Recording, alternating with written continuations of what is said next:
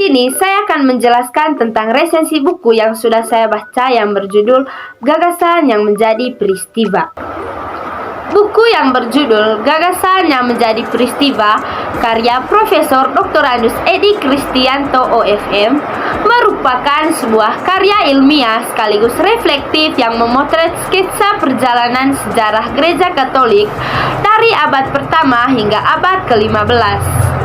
Buku ini bukan sekedar kumpulan fakta sejarah, tetapi juga menampilkan refleksi teologis tentang bagaimana gagasan iman yang lahir dari pewartaan para rasul berkembang menjadi peristiwa-peristiwa besar dalam sejarah gereja. Sebagai seorang imam dan ahli sejarah gereja, Profesor Edi menyajikan narasi yang padat namun komunikatif, menyentuh aspek sosial, politik, dan spiritual yang membentuk wajah gereja sepanjang zaman. Dalam buku tersebut, Profesor Edi menerangkan bahwa gereja adalah sebagai komunio atau persekutuan jemaat beriman oleh karena peristiwa Kristus Yesus. Sebagai institusi keagamaan, gereja menjadi kian sadar akan tugas dan fungsi rangkapnya, yaitu menyucikan atau munus sanctificandi, mengajarkan munus docendi, dan menggembalakan atau munus pascendi. Buku ini juga secara eksplisit menerangkan 5 tugas gereja, yaitu docendi sanctificandi, regendi diakonia, koinonia sebagai kerangka refleksi pastoral. Berikut relevansi dengan 5 tugas gereja. Munus docendi atau mengajarkan. Profesor Edi menggambarkan bagaimana sejak masa para rasul, gereja menjalankan tugas pewartaan dan pengajaran iman. Perkembangan teologi, munculnya ajaran sesaat dan konsili-konsili awal seperti konsili Nikea dan konsili Konstantinopel menunjukkan kesungguhan gereja dalam menjaga kemurnian ajaran. Munus sanctificandi atau menguduskan.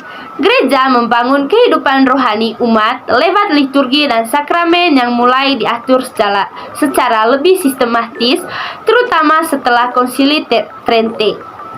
Dalam sejarah, tampak pula peran biara dan para kudus dalam memperkuat kehidupan rohani umat. Yang ketiga, munus regendi atau memimpin.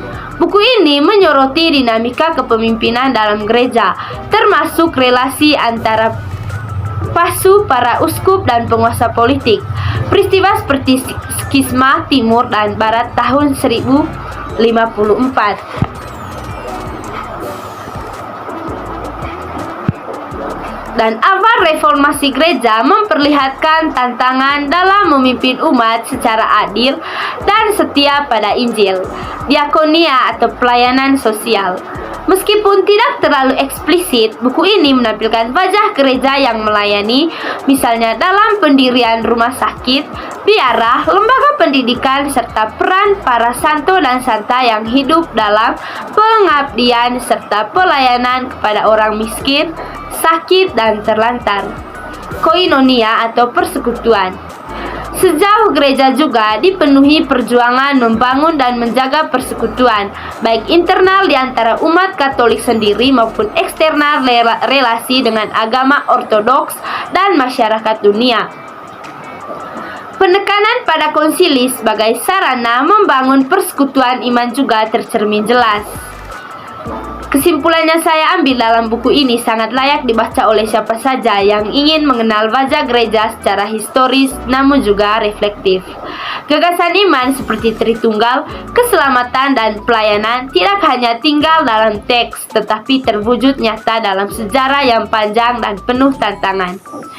Kelebihan dari buku tersebut adalah gaya bahasa ilmiah, populer, berbasis sejarah yang kuat dan relevan untuk mendalami bidang teologi, sejarah, dan pastoral.